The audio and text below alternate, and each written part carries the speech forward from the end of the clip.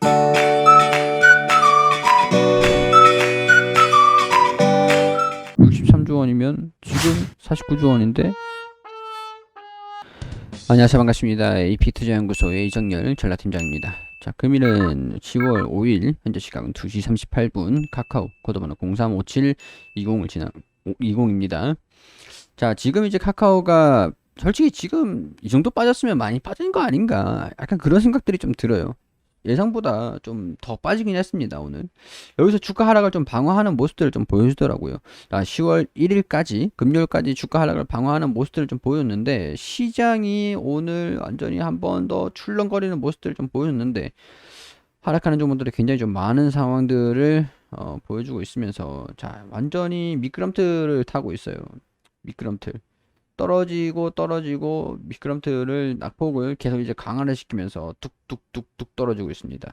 지수가 굉장히 좀 좋지 않은 상황들을 보여주고 있는 상황들인데, 카카오가 장기평선 241선까지 뚝뚝뚝 떨어졌습니다.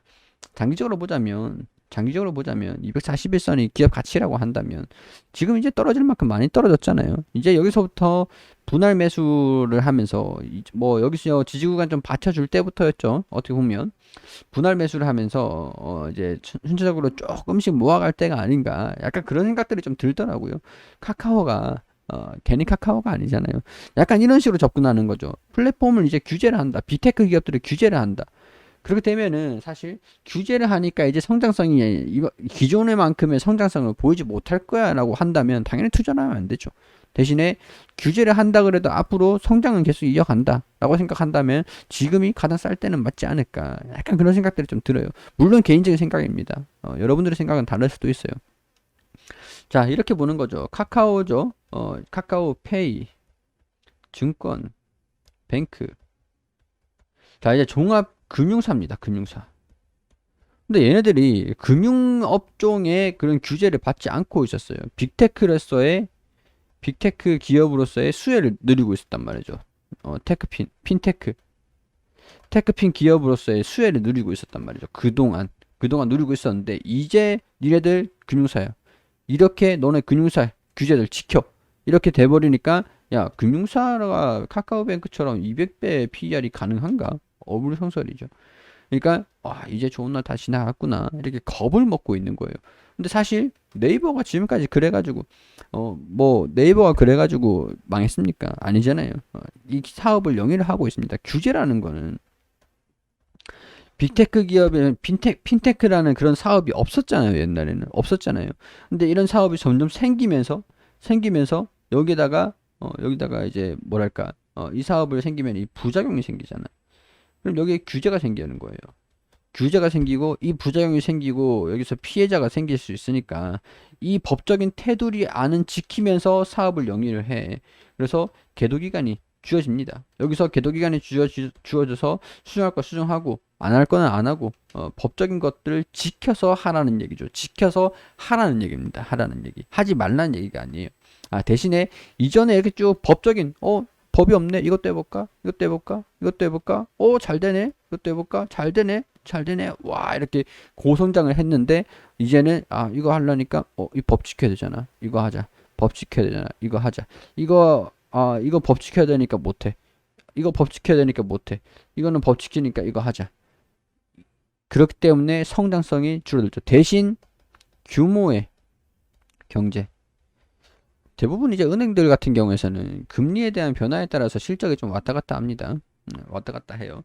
근데 이런 거 싫었으면은, 약간 카카오 같은 경우에서 핀테크 쪽으로 뭐랄까, 좀 유일하게 갈 수 있는 산업이기도 했어요. 무차별적인, 사실 이것보다 금융 쪽으로 진출했다 뭐 이런 것보다 무차별적인 그런 문어발식 사업 확장, 그런 것들이 실질적인 문제가 됐다라고 보면 됩니다.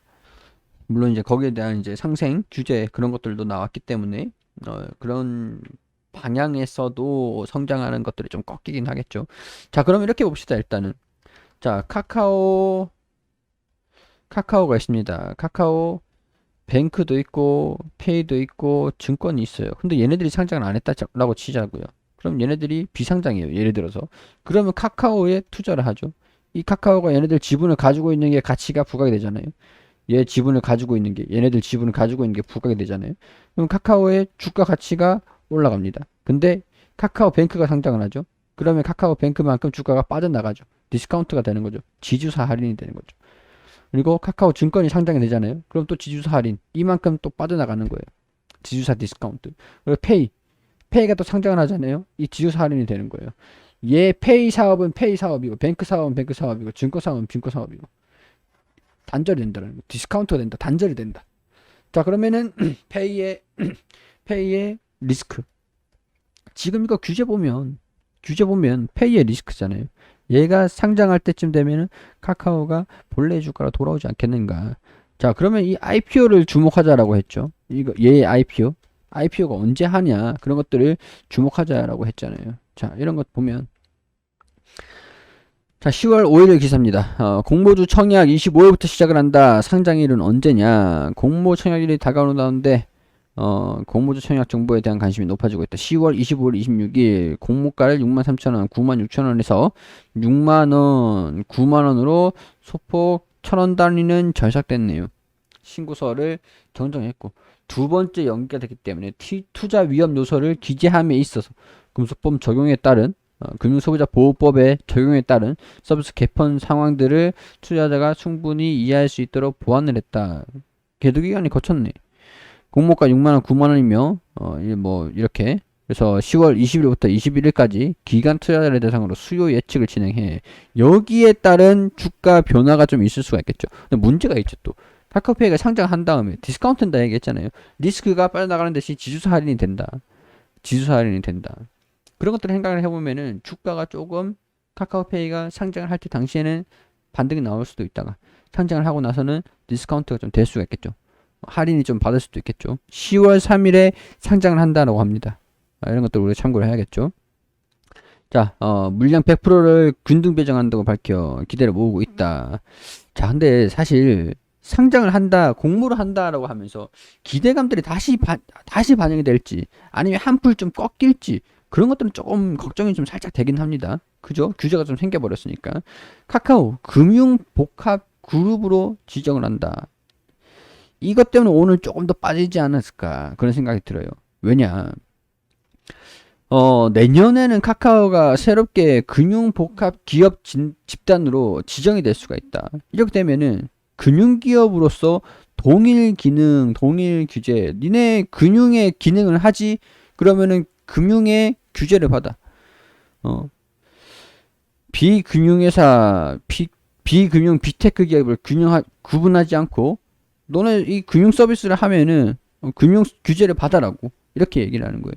여수 기업, 대출, 뭐 보험, 금융 투자, 이런 것들 다 여신, 수탁, 신탁, 이런 업종, 국내 금융사 자산 총액이 5조 원 이상이면 금융복합 그룹으로 지정대로 규정하고 있는데, 비주력 금융사 자산 총액이 5조 원 미만이면 지정하지 않을 수 있다. 30조 원 수준이다.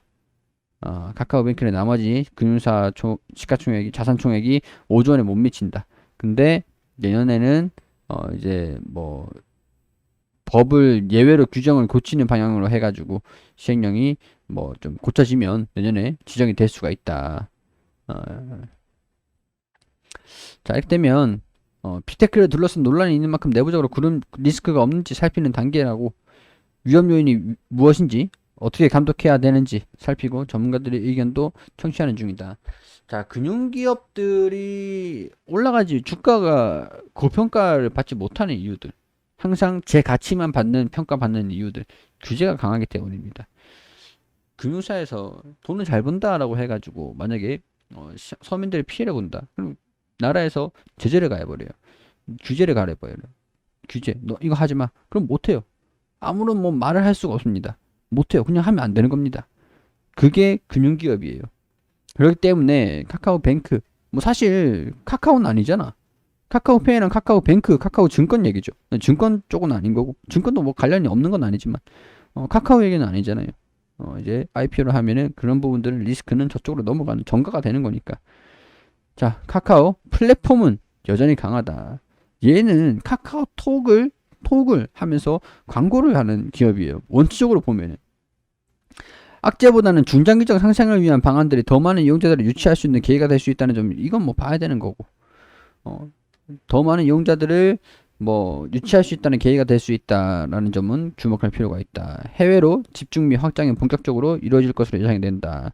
비쿠마, 레디시, 타파스 중심으로 글로벌 진출이 진행되고 있으며 그라운드 X, 클레인트 블록체인 생태계를 전 세계로 확장하면서 새로운 성장 동력으로 자리 잡을 것을 예상된다. 이 카카오톡이랑 포털의 본업 기업 가치 28조 원으로 추정을 하고 신사업 자회사 투자산 가치 56조 원으로 추정을 하고 적정 기업 가치가 63조 원으로 평가를 한다. 63조 원.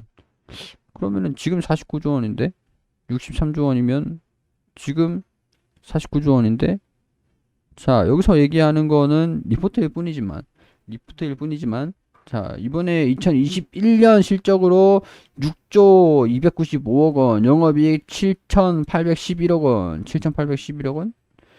자, 한번 볼게요. 이번에 자, 이번 연도 좀 살짝 하향 시켰네요. 7,811억 원. 뭐 증권사보다 좀 차이는 있긴 합니다. 이건 평균치라 가지고 자, 이거 뭐 그렇게 신경 쓰지 말자고요. 뭐 이렇게 높은 편은 아니고 살짝 하향 시킨 정도네요.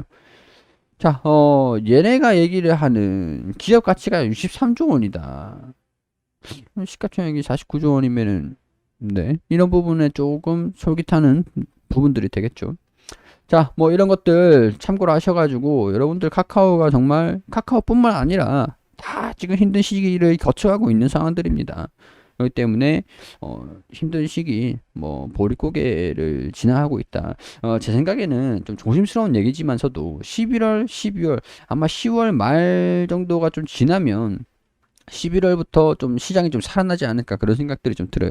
11월 말에는 또 미국의 인프라 예산은 31일에 좀 합의를 하니 많이 뭐 그런 소식들이 좀 있는데 여기에 따른 그런 것들 그리고 뭐 병목 형상이 좀 해소가 되는 것들 그리고 연준의 좀 뭐 테이퍼링에 대한 뭐 FOM 그 금리에 대한 기조들 금리 기조 뭐 환율도 무작정 계속 올라가진 않을 거고 11월 12월 이때쯤 소비 시즌이 되고 11월에는 또 이제 실적 그리고 소비 시즌 산타랠리도 있는 시즌이니까 10월까지는 보통 이제 주가가 많이 떨어졌다가 저렴해지면 또 올라가죠.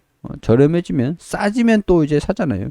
주가가 기업 가치가 1,000원이에요. 근데 기업 가치 프리미엄이 200원이란 말이죠. 그러면 1,200원이죠. 높은 프리미엄. 근데 실망감이 프리미엄이 마이너스 프리미엄을 200원 부과하면 800원이죠. 자, 그렇게 되면은 800원까지 떨어지면은 다시 매수세 싸다. 800원은 저점이구나. 그러면 적어도 1,000원까지 기업의 가치까지는 올라올 거 아닙니까? 그죠? 이 기업의 가치까지. 근데 뭐 그만큼 떨어진 건 아니지만서도 적어도 11월, 12월까지 넉넉하게 좀 보시면 괜찮지 않을까 그런 생각들이 좀 들어요. 단기적인 부분들로 보는 것보다 카카오 같은 경우는 특히 멀리 보시는 게 좀 그 마음에 부담이 좀 덜 하시겠죠. 그렇다고 비중이 너무 큰 것보다 시장에 어떤 반응을 보일지 모르니까 비중을 조금 높게 가지고 있는 것보다 조금 뭐랄까 좀 여유 있게 내 계산을 조금 이제 흔들려도 내가 멘탈이 흔들리지 않을 정도만 시장이 흔들린다고 나까지 흔들리면 안 되니까 지금은 그런 장이잖아요. 이해되시죠? 그런 것들 참고로 하셔가지고 잘 이렇게 해결하시면서 따라가셨으면 좋겠다는 그런 말씀 드리도록 하겠습니다. 자, 구독 한 번씩만 해주시고요. 구독과 좋아요 한 번씩 부탁드리고 그리고 도움되셨다면 아니죠. 그 투자에 대한 판단은 여러분들이 해주시길 당부드리도록 하겠습니다. 그리고 검색창에 AP투자연구소를 검색하시면 홈페이지가 나옵니다. 홈페이지 오시면 라이브 깜빡깜빡거리는데 밑에 2021년 무료 추천 종목이 있습니다. 김효재 소장님께서 매일매일 종목들 안내드리고 있는 것들이 무료로 추천드리고 있는 게시판들이 확인이 되시죠? 여기 9월 28일 화요일 무료 추천 종목 게시판 들어가 볼게요. 무료 추천 종목 공지사항 반드시 읽어보시고 장전 같은 경우에서는 뉴욕 증시가 어떻게 진행이 되고 있는지 우리가 어떤 요인들로 증시가 움직일 것인지 영향을 받을 것인지 설명을 드리고 있고요. 그리고 9시가 되면 종목들 추천드리고 있습니다. 9시 SH에너지화학 현재가 1,100원, 1차목표가 1,135원, 손절가 1,040원으로 대응하시고 9시 1분 이현제약 현재가 57,500원, 1차목표가 59,300원, 손절가 54,200원. 그리고 9시 2분에 켄트로스 현재가 13,700원, 1차 목표가 14,100원 그리고 손절가 12,500원으로 대응하시라고 세 종목 추천드렸습니다. 자, 그리고 장중에 1차 목표가 달성을 한 종목들은 차트와 호가 이렇게 올려드리면서 설명을 드리고 있고요. 어떤 종목들 수익을 냈고 어떤 종목들이 보유 중인지 실시간으로 댓글로 이렇게 올려드리면서 브리핑을 다 드리고 있습니다. 그리고 장이 종료가 되면은 그날 추천드린 종목들이 어떤 움직임들을 보여줬는지 이렇게 결산을 통해서 안내를 드립니다. 모든 종목들이 수익이 날 수는 없지만 종목들 추천을 드린 것들을 보면 내역들도 이렇게 언제 며칠 어떤 종목들이었는지 다 이렇게 올려드리고 있거든요. 대부분의 종목들이 무조건 전부 다 100% 수익은 날 수는 없습니다. 그렇기 때문에 손절가 목표가 지켜주시라고 말씀을 드리는 것들이 되겠죠. 자, 수익이 상당히 잘 나기 때문에 도움 필요하신 분들 오셔가지고 보시면 도움이 되실 것 같습니다. 자, 그리고 테마 주금 새끼 있습니다. 어떤 테마들이 강세를 보여주고 있는지 어떤 종목들이 올라가고 있는지 이렇게 실시간으로 전부 다 확인할 수 있는 어플리케이션이고 PC 프로그램이 있는데 오셔가지고 여기 안드로이드 버전, 아이폰 버전 그리고 PC 버전 있으니까 다운받으셔가지고 사용하시면 좋겠습니다. 이런 것들은 전부 다 무료로 제공을 해드리고 있으니까 홈페이지에 놀러 오세요. VIP 회원도 모집을 하고 있으니 필요하신 분들 1833-6014로 연락 주시면은 친절하게 안내 도와드리도록 하겠습니다.